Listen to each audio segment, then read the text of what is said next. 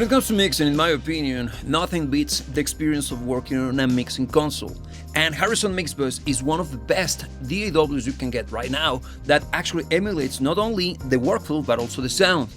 And the compressor on the Harrison Mixbus system is extremely effective because it comes with 3 different ways for it to interact with the sound. And each of them have different levels of intensity when it comes to the compression, but also they react differently to the source of your material. So in this video you're gonna see me working with this particular compressor in a mix that I'm actually working on professionally at the moment. But before we get started, what you're about to see is an excerpt from a live stream in which you will see me working on this track from start to finish. So if you wanna see the whole context of the application of these techniques, please watch this live stream once this video is over so you can get the best of the experience. With that being said, let's get into it.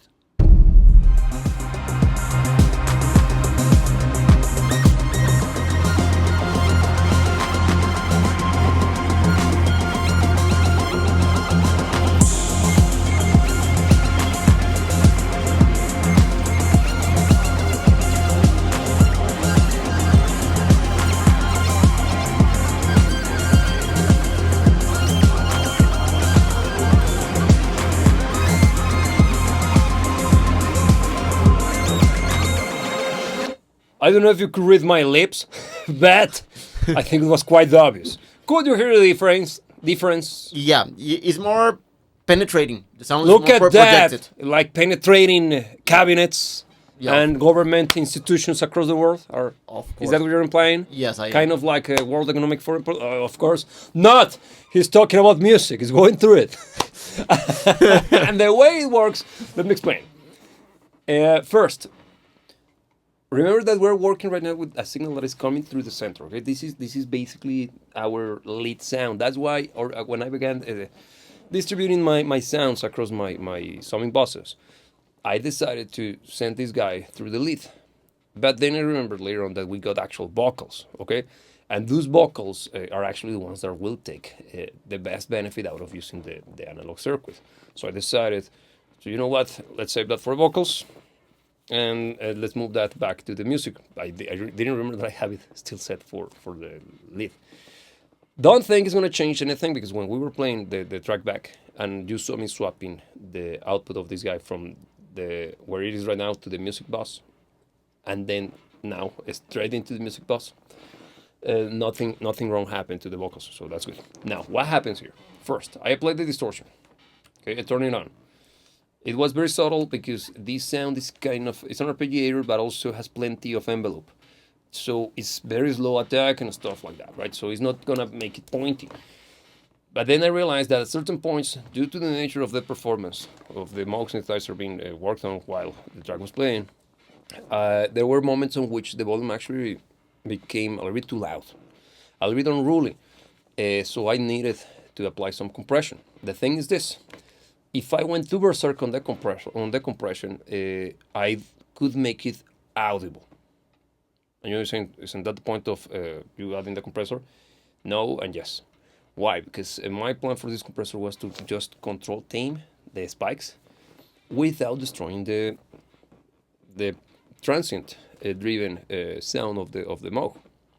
So I went for a slow attack. Look at this. Slow and uber fast release, the fastest I could get. Why? Not because I want to remind some of you who might. I'm going to stop there because related to their wives being not pleased. If you know what I mean. Being fast, you get it? Okay, wherever. No, You got it. Because the idea is to just squash, but as soon as it squash the information, release it. Just catching up the offensive sounds. You can see that my threshold is a little bit generous, but I went a little bit bananas on the ratio. Also, I worked on the emphasis knob because whatever it does, it always delivers, particularly for this kind of sounds. I don't know exactly, and I remember that one of the guys from Mixbus in one of the live streams explained to us what it actually does. But I don't remember. Yeah, me neither. Robbie might know. Yeah, Robbie might know. But only that. Now, should I apply a little bit of extra gain? I don't know, because we're just barely touching, gently applying the compression. I will like to try now a different compressor mode while the track's playing without changing any of the parameters, because each of them, you go up to 3 in this guy, it becomes a little bit more aggressive. So let's see. Lever is working beautiful, but let's see if compressor works better. I'm gonna get us closer to the action. Allegedly. Let me see exactly where the action takes place. Here. There we go.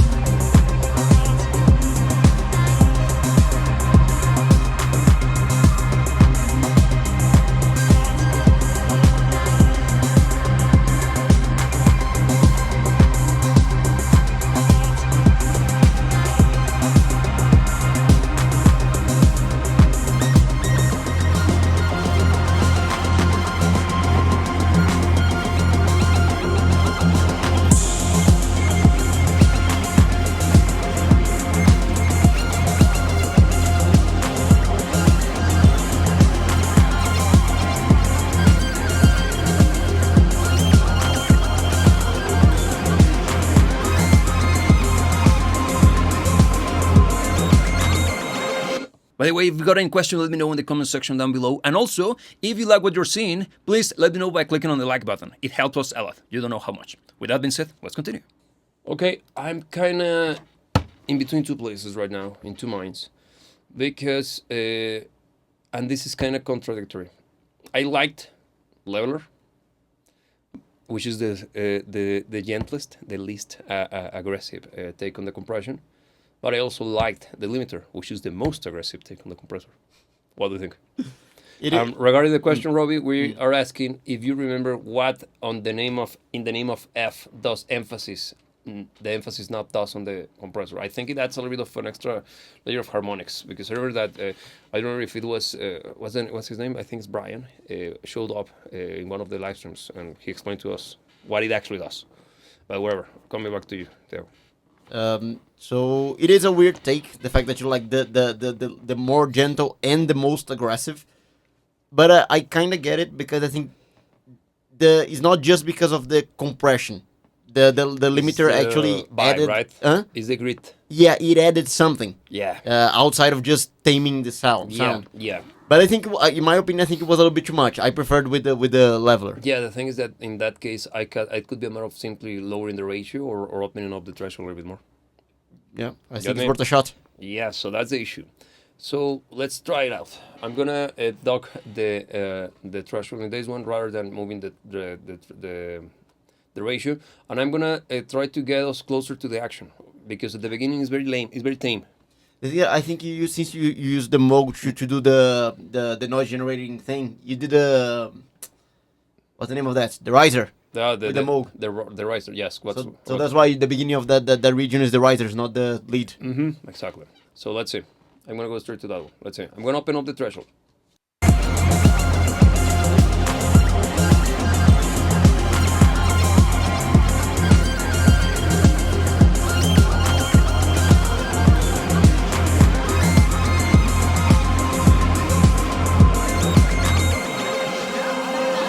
I think that's the one. Yeah, sounds good. Feels very, very contained, right? But not unruly. Here Robbie's coming back with the emphasis thing. He's saying that for him, the emphasis means that you target the compression based on the emphasis of frequencies. Robbie, I gotta tell you that I don't understand exactly. If you can elaborate more, because I truly don't know exactly what you're saying with that one. So while Robbie comes back to us, let's see. I like it what it is now. I want to try out now the micro pitch, which is the second half of the sound. Should I apply compression? Let's see. I might first apply the drive, and you see that there was a bit of action, but it's because turning on the drive knob. Because maybe I might add a little bit more aggression to this one. I might even send it, or you know what? I'm not going to use the drive in this one. We're going to insert the plugin first to this bad boy, which is this. I'm going to go to insert plugin, please. Popularity, no, because Look at the popular nothing. Okay, let's go for it. Now I'm gonna go for what's the name of those guys? Plug Alliance? No, Sound Toys. Sound Toys, and I will go for Radiator. And I'm gonna put it, of course, at the very beginning of the chain. This guy is very stupidly simple. It's just more is more, less is less. And that's it. Basically speaking, yeah, this is just gonna add grit to the sound of the micro pitch, okay? But we gotta be aware of there might be a little bit of an extra bump in volume, so I'm gonna be using my fader here. One thing also, this guy is basically speaking a preamp like of thing, okay? Because as the name implies over here, it is. And it's gonna add a little of extra grit. Very important for music, because you do mix to distortion. Here we go.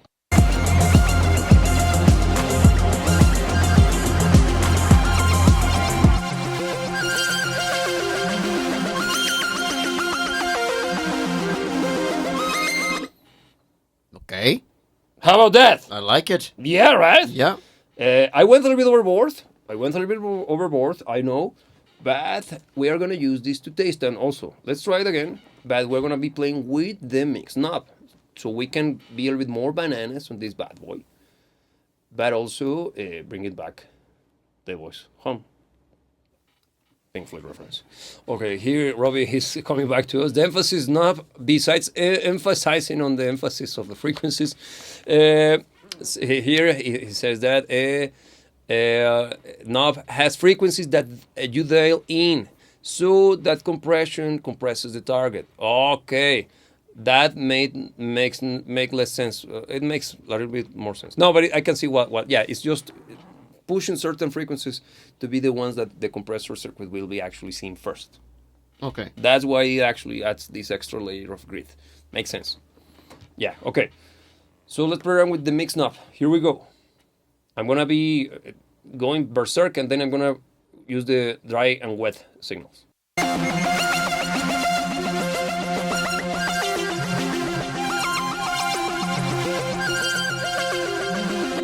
That's great. Yeah. And if you don't like it, well, what's wrong with you? Okay, now let's blend it to taste into the music. All the way down. Here we go.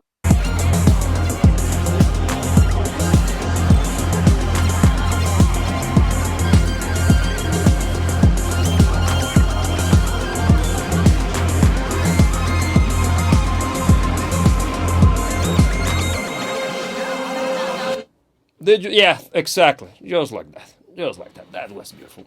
Now I'm gonna put the compressor right after this guy, the the radiator thing. Okay. So compressor. Should we copy? Yes. 'Cause I'm lazy. Let's try to mimic what I did on the other guy, because this is actually based on the other guy. I'm gonna put more emphasis. Why? Because I mean it. Get it? Emphasis. I'm trying to be entertaining, goddammit. Let's see what happens. Sorry, that was horrendous. I apologize. That was freaking horrible. Why? The radiator makes the whole thing more exciting, so it was compressing faster than light. Not a good thing. Okay, so let's do it again. I'm going to open up even more my attack, and now we're going to be doing two tastes.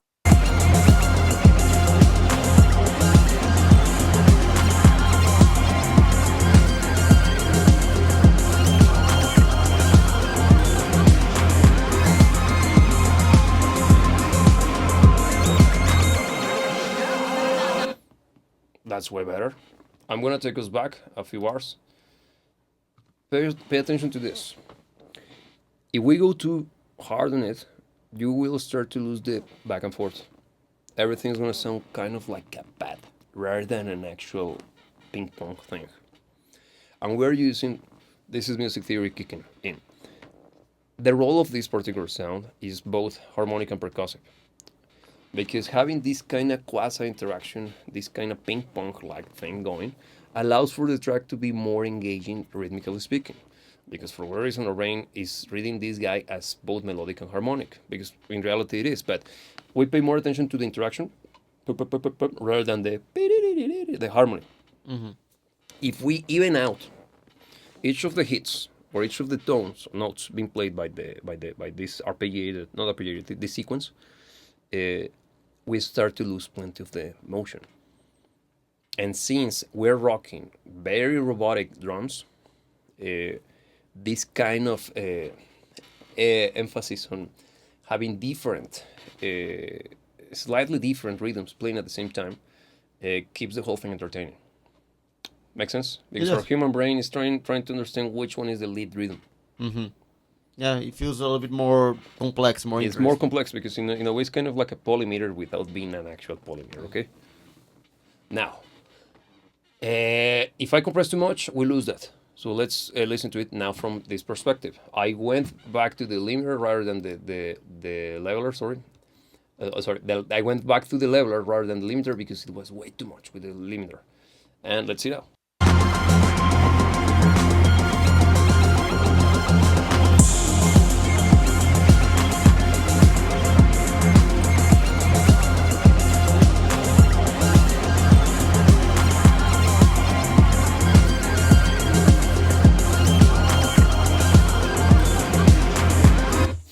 That's it.